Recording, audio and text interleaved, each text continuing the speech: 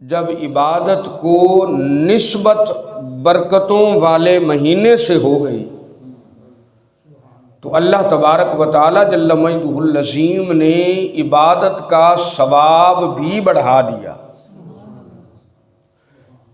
جب نیکی کو نسبت اس ماہ مقدس رمضان المبارک سے ہو گئی تو اللہ تبارک و تعالی نے نیکی کا اجر بھی بڑھا دیا۔ تو دیکھیں نسبت کا فائدہ کتنا ہے، نسبت پر اجر اللہ پاک کتنا عطا فرماتا ہے۔ اچھائی کی، بھلائی کی تو اللہ تبارک و تعالی جل مجدہ نے اس اچھائی اور بھلائی کا اجر دوگنا کر کے عطا فرما دیا۔ مولا کیوں؟ نیکی تو ایک کی ہے، اللہ تبارک و تعالی جل مجدہ ارشاد فرماتا ہے اب اس کو نسبت میرے مہینے رمضان المبارک سے ہو گئی ہے۔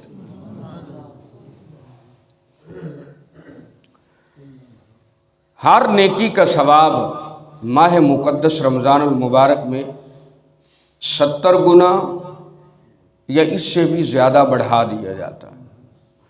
نفل کا ثواب فرض کے برابر اللہ پاک عطا فرماتا ہے، یعنی جب بندہ نفل پڑھتا ہے تو ان نفلوں کا ثواب اللہ تبارک و تعالی فرض کے برابر عطا فرماتا ہے۔ بندہ نفل پڑھ رہا ہوتا ہے، ثواب اللہ تبارک و تعالی فرض کا عطا فرما رہا ہوتا ہے۔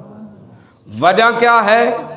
نسبت رمضان المبارک سے ہو گئی۔ اور اگر بندہ فرض پڑھ رہا ہے تو اللہ تبارک و تعالی فرضوں کا ثواب 70 گنا تک بڑھا کر عطا فرما رہا ہے۔ وجہ کیا ہے؟ نسبت رمضان المبارک سے۔ بات سمجھ میں آ گئی؟ تو اس ماہ مقدس رمضان المبارک کی برکتیں یہ ہیں کہ کوئی بھی بندہ نیکی کرتا ہے تو اللہ تبارک و تعالی اس کا اجر اور اس کا ثواب اور زیادہ بڑھا کر اپنے بندوں کو عطا فرماتا ہے۔